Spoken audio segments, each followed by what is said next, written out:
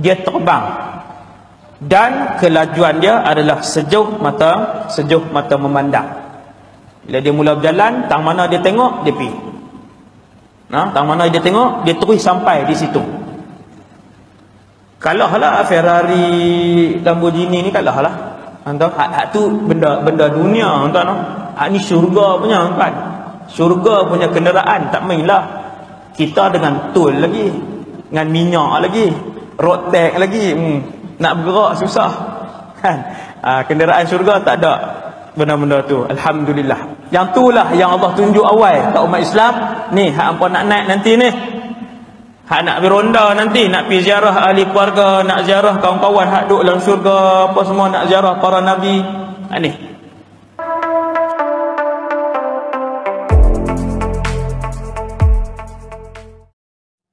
buruk yang diceritakan dalam hadis-hadis yang sahih, besar sikit pada keldai, kecil sikit daripada kuda. Yang itulah yang Nabi naik, dan binatang itu adalah binatang syurga. Siapa masuk syurga, insya-Allah kita sama-sama doakan supaya Allah memuliakan kita untuk berada dalam syurga. Kita akan tengok binatang ni, insya-Allah. Binatang tunggangan. Dia terbang dan kelajuan dia adalah sejauh mata memandang. Bila dia mula berjalan, tang mana dia tengok dia pergi. Tang mana dia tengok dia terus sampai di situ. Kalahlah Ferrari, Lamborghini ni kalahlah. Hak tu benda dunia tuan. Hak ni syurga punya kan. Syurga punya kenderaan tak mainlah. Kita dengan tol lagi, dengan minyak lagi, road tax lagi, nak bergerak susah kan. Kenderaan syurga tak ada benda-benda tu. Alhamdulillah. Yang itulah yang Allah tunjuk awal kat umat Islam. Ni hak hangpa nak naik nanti ni. Hak nak pergi ronda nanti, nak pergi ziarah ahli keluarga, nak ziarah kawan-kawan hak duduk dalam syurga, apa semua, nak ziarah para nabi. Ni syurga ni dia besar tuan. Apa nama ni, malaikat Jibril pernah dilepaskan oleh Allah untuk masuk Jannatul Ma'wa, syurga Ma'wa. Dia terbang 1000 tahun tak habis lagi. Sedangkan sayap Jibril daripada barat ke timur, syurga Ma'wa nama, Jannatul Ma'wa, tak habis pusing. Dan kemudian buruk inilah yang insya-Allah yang akan jadi tunggangan kita semua, insya-Allah. Pakat kata amin lah. Majlis ilmu ni kan, Allah makbulkan kejadian di syurga, insya-Allah. Kemudian malaikat Jibril bawa mai turun berapa ekor? Sekor je. Sebab nak bawa Nabi seorang. Banyak ke buruk? Banyaklah. Banyak. Maka buruk itulah yang paling beruntung turun mai untuk ditunggang oleh Nabi SAW. Ada cerita panjang ni pasal buruk tu. Buruk-buruk dalam syurga Allah pilih apa semua, dapat ke dia. Dia punya seronok. Dia pun turun mai bawa Nabi SAW. Maka perjalanan Isra adalah daripada Mekah pergi ke Palestin, nama dia Isra. Mekah pergi Palestin, nama dia Isra. Palestin naik ke atas, nama dia Mi'raj. Maka Nabi pun naik buraq. Nabi, buraq, Jibril. Jibril dia sendirilah. Jibril dia sendiri alaihi salam. Maka dalam peristiwa Isra Mi'raj adalah kali yang kedua Nabi melihat Jibril ataupun Jibrail dengan rupa parasnya yang asal. Semua hidup Nabi tengok 2 kali saja. Itu satu pendapat. Nabi tengok Jibril dengan rupa paras dia yang Allah cipta tu, dengan sayap dia yang begitu indah. Dalam hadis sebut Jibril ni bila dia diciptakan oleh Allah, dia tengok badan dia, dia kata, ya Allah, ada lagi tak yang lebih indah daripada aku? Maksudnya cantik. Semua orang teringin. Di padang mahsyar esok, semua malaikat kita tengok. Dengan izin Allah. Semua malaikat kita tengok di padang mahsyar. Bukan Jibril saja, semua malaikat akan berhimpun di padang mahsyar. Tambayang tengok waktu tu. Entah no? Kemudian malam Isra Mi'raj itu Nabi melihat Jibril untuk kali yang kedua dengan rupa parah dia yang asal. Jibril dia terbang, Nabi naik burah untuk naik ke atas. Kemudian daripada Mekah, Nabi pun keluar daripada rumah dia. Ada riwayat hadis kata Jibril main daripada atas bumbung, ada riwayat kata ada, kesemuanya sahih. Jibril turun, belah dada Nabi kali yang kedua, bersihkan hati Nabi kali yang kedua, dan masukkan kembali hati tersebut. 2 kali belah dada, peristiwa belah dada 2 kali. Yang pertama waktu Nabi umur 5 tahun di perkampungan Bani Sa'ad dekat dengan Taif, waktu umur 5 tahun. Pembelahan dada yang kedua berlaku pada malam Isra' Mi'raj. Simbolik, kata para ulama, dibelah dada Nabi itu sebagai simbolik untuk bagi tahu kepada umat Muhammad perjalanan yang begitu mulia untuk menghadap Allah mestilah membawa hati yang juga mulia dan bersih, yang disebutkan oleh Allah dalam Quran, ya ayyatuhan nafsul mutmainnah. Apabila seorang itu diseru dengan panggilan wahai jiwa-jiwa yang mutmainnah, maka ketahuilah ketika itu dia adalah pemilik kepada satu jiwa yang bersih dan layak untuk menghadap dan menatap wajah Allah di dalam syurga. Sebab tu Allah buat simbolik dia, basuh hati Nabi, nak tunjuk hati bersih boleh menghadap Allah. Hati kotor, dengki dengan orang, duk ngata ke orang lagi, duk dendam dengan orang, duk fitnah orang lagi, duk ambil hak orang lagi, duk mohong orang lagi, yang tu tak ada ruang untuk berada dalam syurga kecuali setelah dia bertaubat kepada Allah SWT. Ingat tuan-tuan, bakal ahli syurga dia tak ada tu nak dengki dengan orang, masam muka dengan orang dah. Kemudian Nabi, Buraq dan Jibril lepas cuci hati bertolak daripada Mekah malam. Kenapa malam? Ulama bahas pula. Itu yang saya kata, ratusan pengajaran yang dikeluarkan daripada peristiwa ni. Kenapa malam? Sebab malam adalah satu waktu yang paling sukar untuk seorang anak Adam bangun mengabdikan diri kepada Allah.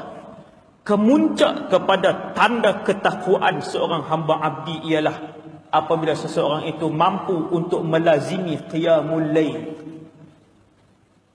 Dia mampu untuk bangun malam dan melazimi qiyamul lail dengan khusyuk dan juga ikhlas. Bangkit seorang-seorang dia aja. Susah tak tuan-tuan bangun? Susah. Mayang sunat senang mayang sunat boleh gagah lagi. Ramai-ramai duk tengok kan. Kalau nak balik pun tak jiran kata dia ni tak pernah tengok mayang sunat. Kan? Kalau puasa sunat boleh lagi. Pakat puasa ramai-ramai jadi semangat. Nak qiyamul lail sunat ni kan, buat iklan panggil hak suara sedap pun boleh 2 soft tuan-tuan. Kan terai buat boleh 20 soft. Mayang malam tuan-tuan. Jadi malam ni dia adalah waktu ketenangan dan rahsia wali-wali Allah Azza wa Jalla. Kalau siang ni biasalah orang buat ibadat biasa, tapi kalau malam memang waktu orang tidur, melayan hawa nafsu masing-masing untuk rehat di atas pembaringan. Jadi Allah Ta'ala pilih waktu malam yang lebih tenang dan sebagainya. Ulama bahas panjang kenapa malam. Kemudian selepas itu dia terus masuk Jibril membawa Nabi menaiki langit. Bukan lagi, sebelum tu. Tiba di sana Jibril turun menambatkan haiwan itu, lalu mohon memasuki masjid dan seterusnya membawa Nabi bersolat. Semua orang tahu Nabi pergi ke Palestin, Masjidil Aqsa yang terletak di Al-Qudus, Palestin. Sampai di Masjidil Aqsa, Nabi pun solat bersama dengan semua para Nabi dan Rasul. Ini ajaib. Allah mengembalikan ruh para Rasul untuk berhimpun bersama-sama dengan Rasulullah di Masjidil Aqsa. Masjidil Aqsa ni dia punya sejarah dia besar pada umat Islam. mesti ada semangat, niat dan azam untuk membebaskan Masjidil Aqsa. Tiap-tiap orang Islam, tiap-tiap orang Islam mesti ada azam gitu. Ni sejarah dia, tuan-tuan tengok sejarah dia. Tempat berhimpun para nabi dan rasul, kesemuanya, bahkan kesemua rasul tidak pernah berhimpun di Mekah. Kesemua rasul tidak pernah berhimpun di Masjid Nabawi Madinah. Tetapi kesemua rasul pernah dihimpunkan bersama Rasulullah di Masjidil Aqsa. Nabi tengok ni, Nabi tengok. Nabi melihat dengan matanya. Bahkan Nabi bersembang dengan sebahagiannya. Ada hadis, antara yang Nabi percakapkan dengan mereka adalah berkenaan dengan Dajjal. Tu cerita Dajjal pula. Tu 2 jam tu. Dajjal 2 jam. Tu sampai punya fitnah tu, nabi-nabi lain pakat duk tunggu. Ya Rasulullah, macam mana? Wahai Muhammad, cerita Dajjal macam mana? Zaman kamu. Antara yang dipercakapkan. Kemudian apabila Allah hidupkan, nak hidupkan, kembalikan ruh para rasul, tuan-tuan, bukanlah benda yang mustahil. Tidakkah Allah menghidupkan kesemua yang pernah bernyawa dengan hanya memberikan arahan sekali kepada Israfil alaihissalam dalam tiupan sangkakala yang kedua. Kan Israfil, Allah arahkan pada Israfil, tiup sangkakala, maka Israfil pun tiup sangkakala yang besar itu, kesemuanya hidup. Kesemuanya hidup, tulang belulang, tulang temulang, bercantum-cantum, daging kembali, darah ada balik. Tuan-tuan, macam ni, macam kita duk tengok hari ni, macam kita duk kutip sekarang ni. Semua manusia akan dibangkitkan selepas Israfil tiup sangkakala, bahkan kesemua para malaikat yang juga mati dengan sangkakala yang pertama. Kesemua jin yang pernah hidup kemudian dimatikan oleh sangkakala pertama dengan satu arahan kepada Israfil. Unfukh ya Israfil, kata Allah, tiup wahai Israfil. Maka bila Israfil tiup, kesemuanya bangun. Bangun macam ni balik. Tinggi kita, gemuk antara mana, kulit warna apa, macam ni. Seolah-olah kemarin baru dilahirkan, tapi besar.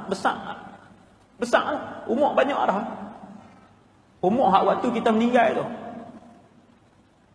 Kuasa Allah. Kan? Maka tak jauh lah Tok Sadok buat heran lah. Macam mana Tuhan hidupkan balik Rasul-Rasul lah. Berapa orang aja. Kan? Ini Allah hidupkan satu alam ni kembali hanya dengan satu arahan. Ini pengajaran Isra Mi'raj. Bila Nabi duduk di Masjidil Aqsa, semua Rasul ada. Mereka bersolat. Solat apa? Wallahu alam. Berapa rakaat? Wallahu alam. Saya baca buku Isra Mi'raj tebal ni, karangan Imam Suyuti dengan Imam Ibn Hajar, tebal ni. Dia tak beritahu berapa rakaat, semayang apa, tak ada. Maksudnya yang benda lain yang diterangkan pun dah banyak dah. Kalau diperinci juga jadi 5-6 jilid lah Isra Mi'raj, kan? Kemudian selesai semayang, Nabi pun naik. Tuan-tuan sekalian, kenapa Masjidil Aqsa? Kenapa Nabi tak Isra' daripada Mekah pergi ke Penang, daripada Penang naik ke Sidratul Muntaha? Kan? Pulau Pinang waktu tu sakan orang main buat haji. Tuan, kenapa Masjidil Aqsa satu tempat dalam dunia? Jawab para ulama, kerana di situ ada satu pintu yang menemukan di antara bumi dan juga pintu langit. Dia punya lorong dia di sana. Lorong dia, tuan, dia bukan semua tempat ada lorong pi ni, tak. Lorong yang menemukan di antara pintu bumi dan pintu langit ada di Palestin sampai hari ni. Sampai hari ni ada di Palestin. Sebab tu Nabi ke sana, sebab laluan itu di situ. Laluan tu di situ. Kemudian ulama khilaf. Dua pendapat. Ada pendapat kata Nabi tambat buraq di Masjidil Aqsa dan kemudian Nabi naik. Dengan izin Allah, dengan izin Allah Nabi naik dengan laju melalui tangga daripada Masjidil Aqsa. Tangga tu naik ke atas. Mi'raj, nama dia tangga. Mi'raj, ni tangga.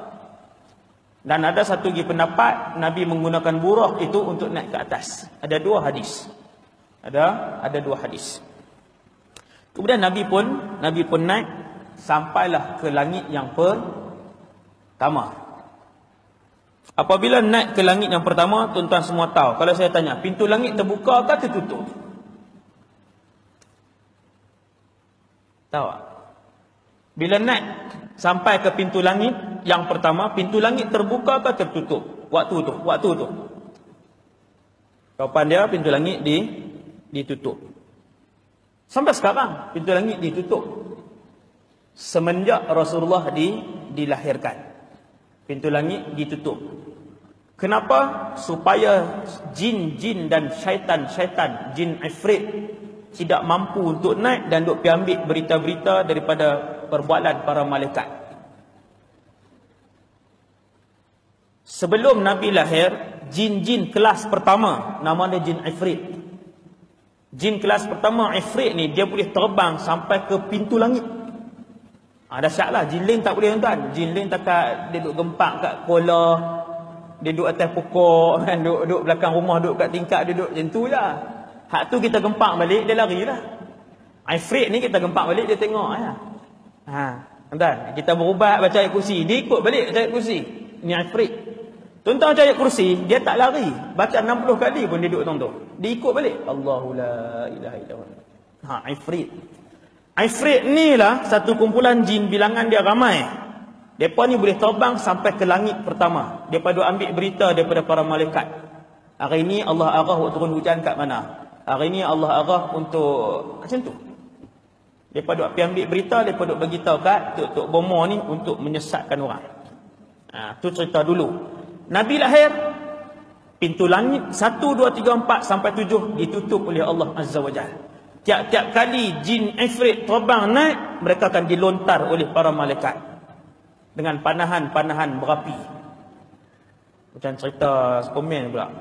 Ini sungguh ni. Nak duk bayang kan? Tak sungguh. Malaikat Allah cerita dalam Quran. Malaikat-malaikat memanah jin-jin bisyuhubin dengan panahan api. Mereka naik juga. Walaupun ditutup, mereka duk naik, cuba naik juga. Kemudian bila Nabi naik pergi ke langit pertama, pintu langit ditutup. Malaikat Jibril pun pergi naik sekali. Kemudian Malaikat Jibril minta izin untuk dibuka. Malaikat yang ditugaskan oleh Allah untuk jaga pintu langit yang pertama tanya, siapa? Maka Malaikat Jibril pun jawab, Ana Jibril. Man ma'aka? Ini teks dalam Sahih Bukhari. Siapa bersama kamu?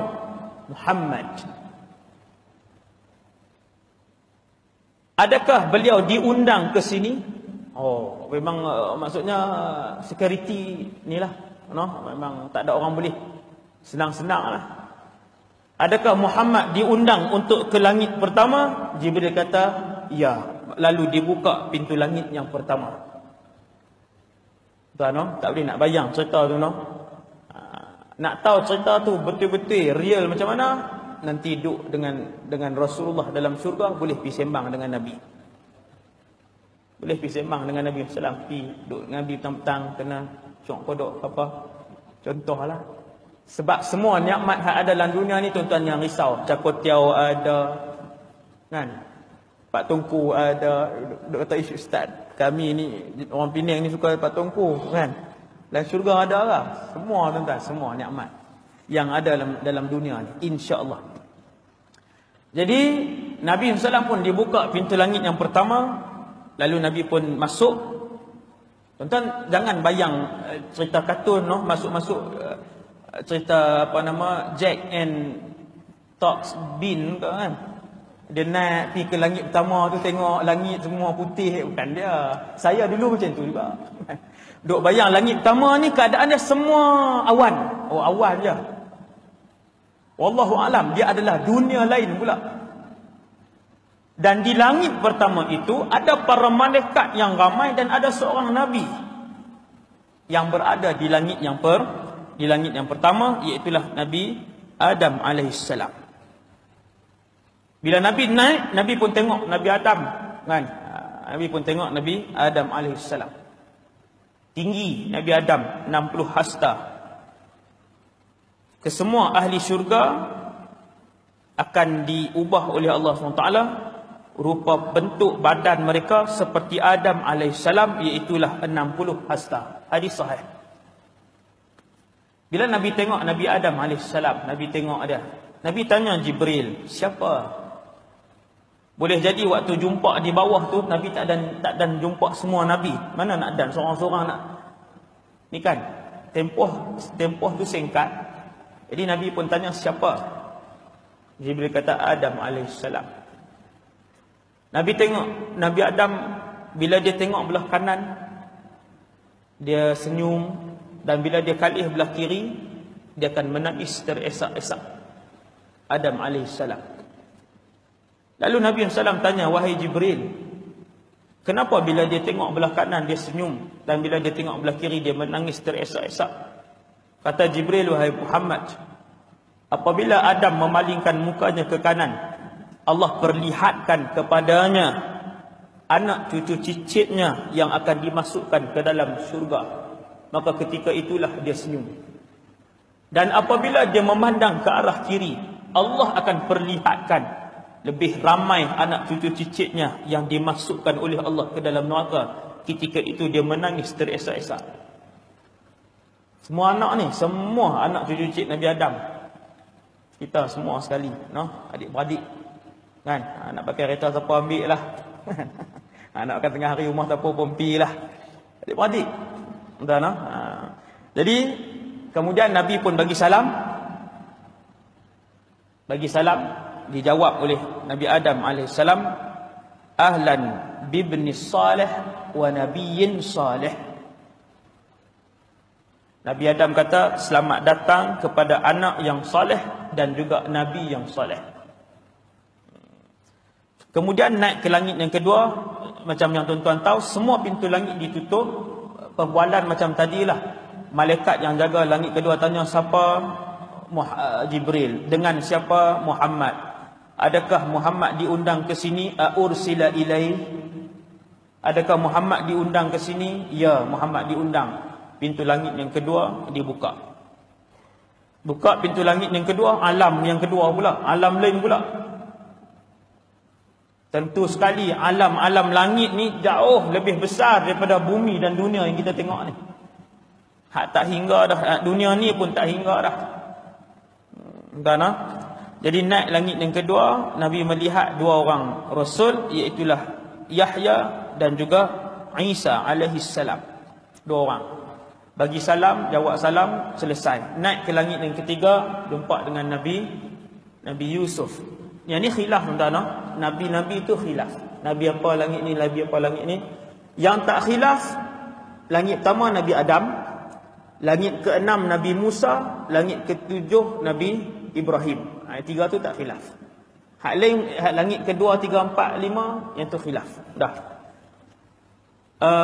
Pengarang kitab kita dia ambil pendapat ni. Langit ketiga Nabi Yusuf, kemudian langit keempat Nabi Yunus, langit kelima Nabi Harun, langit keenam Nabi Musa alaihissalam, dan langit yang ketujuh Nabi pun naik sampai di langit yang ketujuh. Nabi tengok ada dua benda besar, dua benda yang hebat. Yang pertama Baitul Ma'mur. Baitul Ma'mur ini adalah binaan seperti Kaabah, dan dikelilingnya Nabi tengok ada para malaikat yang sedang tawaf. Nabi pun tanya, wahai Jibril, benda apa ni?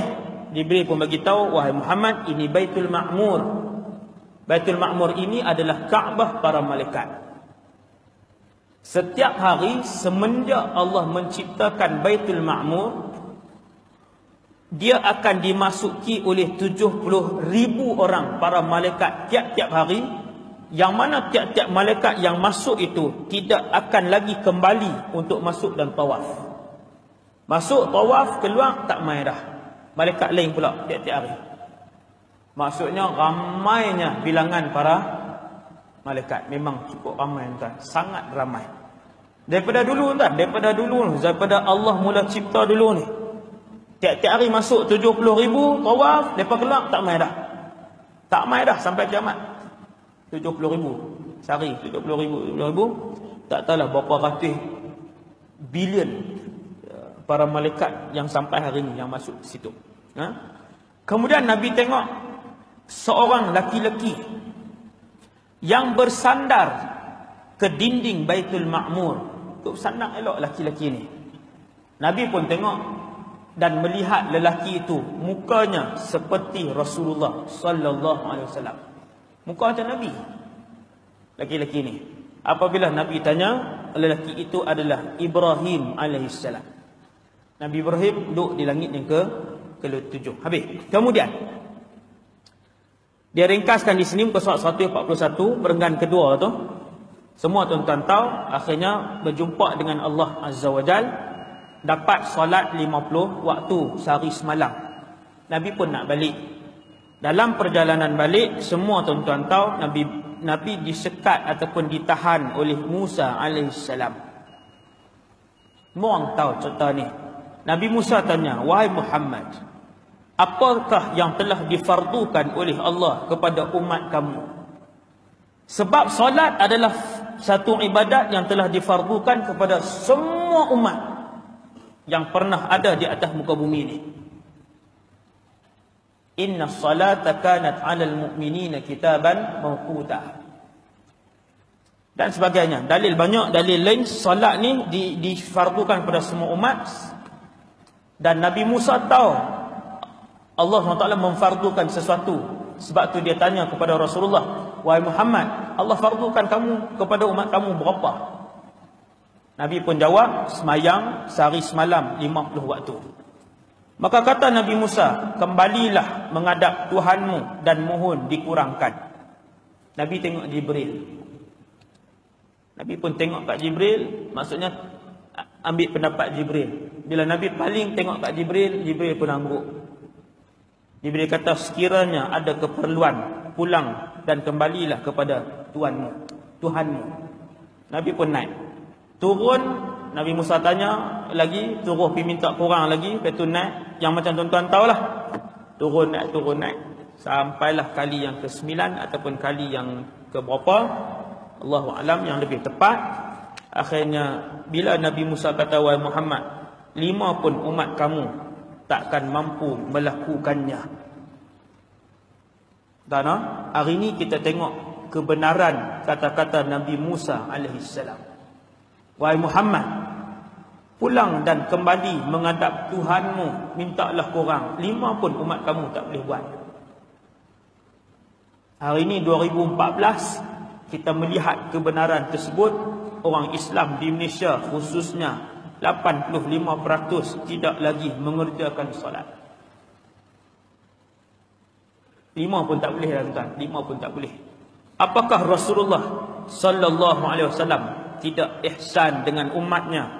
Jawapannya, Rasulullah SAW menyayangi umatnya melebihi dirinya sendiri.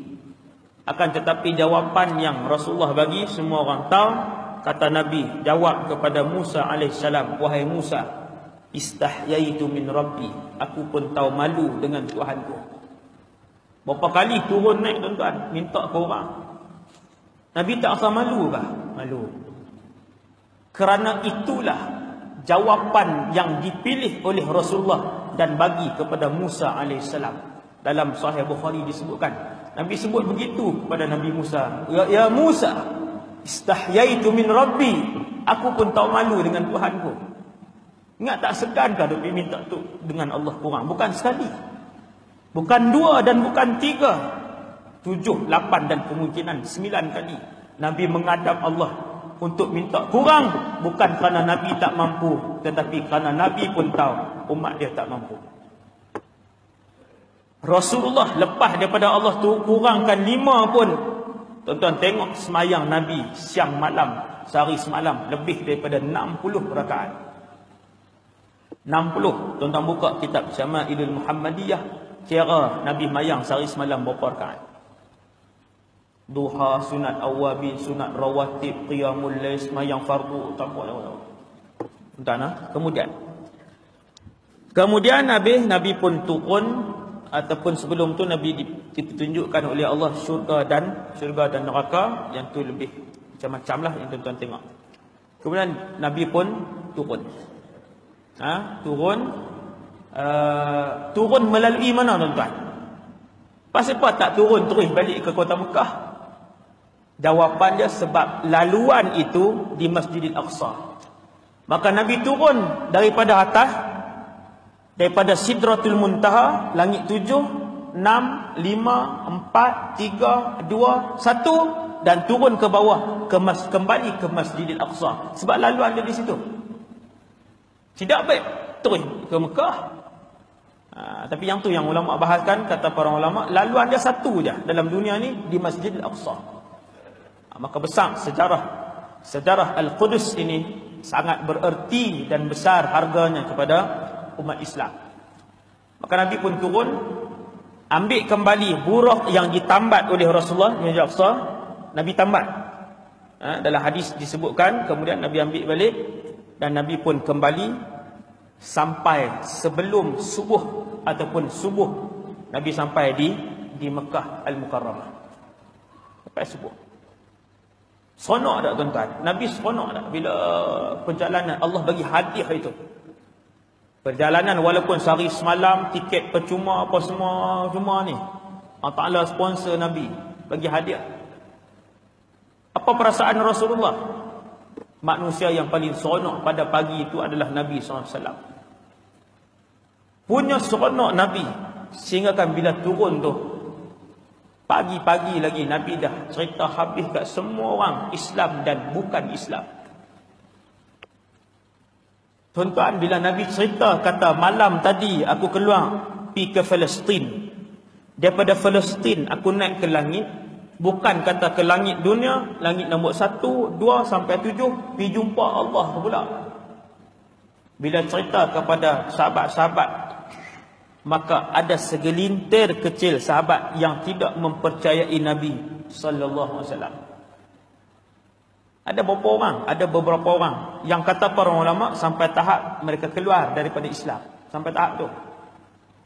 Tak percaya, tak boleh nak terima. Kalau Nabi kata mimpi, orang boleh terima tak? Mimpi semalam pergi Amerika 4 kali mimpi, boleh, tak ada masalah. Pi balik berak tang ni.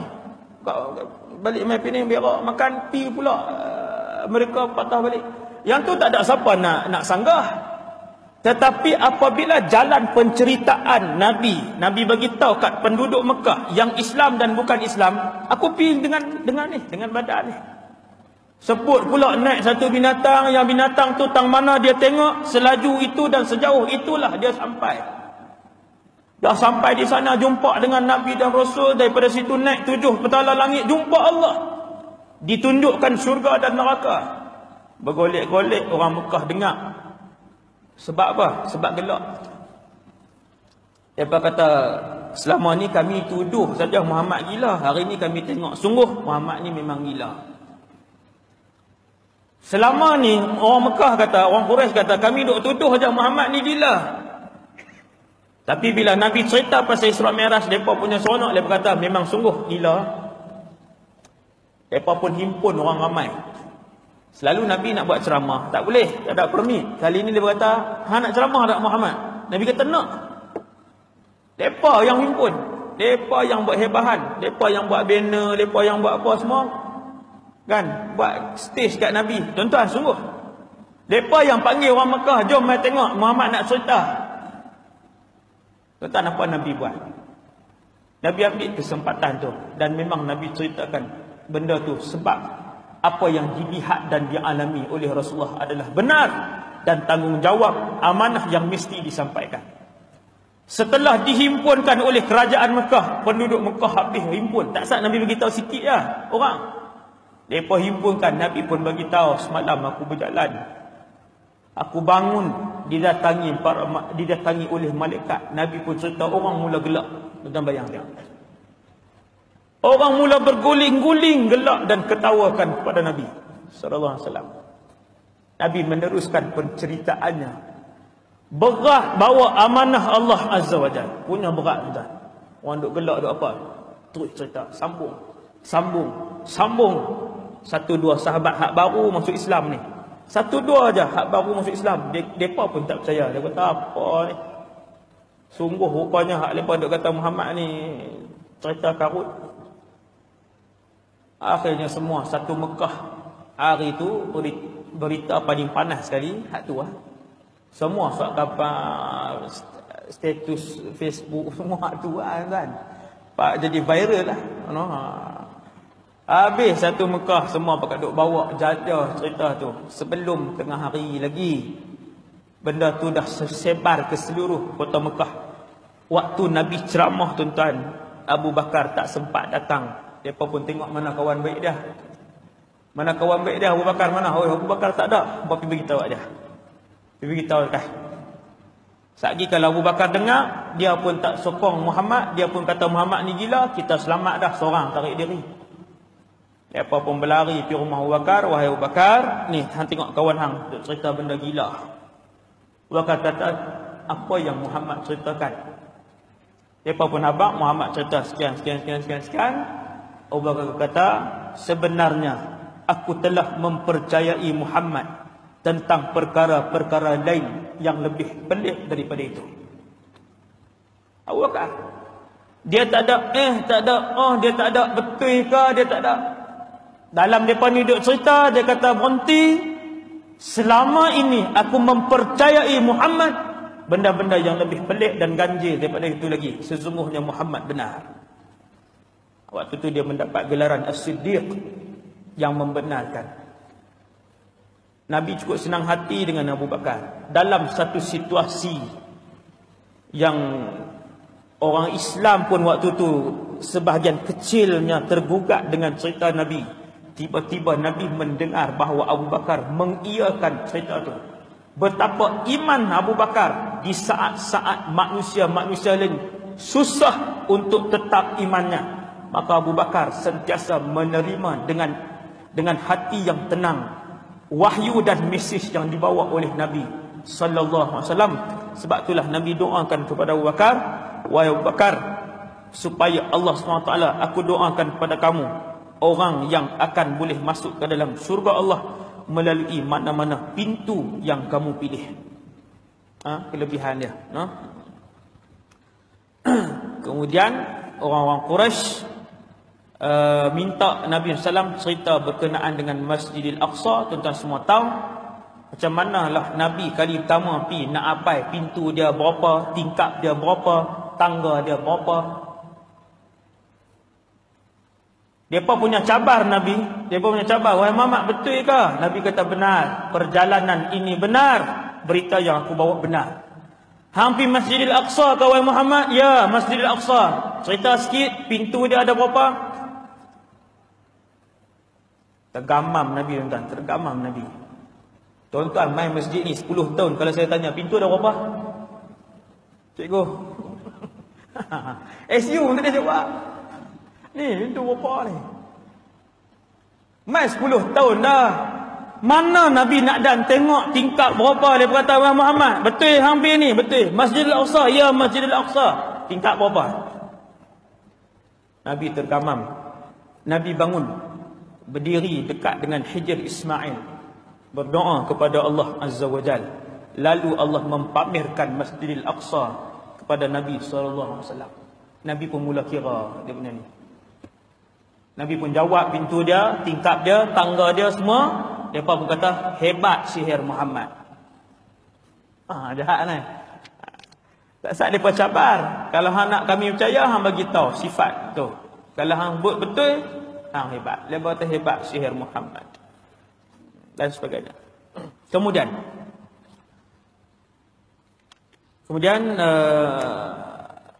habis orang-orang Quraisy pun bersurai. Jibril turun pada hari itu. Tuan-tuan, dalam peristiwa Mi'raj ini, Isra Mi'raj ini, Jibril alaihissalam pun turun kepada Nabi untuk mengajarkan tentang perincian solat pada ketika itu. Nabi ambil semayang je 5 waktu. Perincian dia subuh daripada bila sampai ke bila, semua tu Jibril yang turun mengajak Nabi. Jibril yang turun.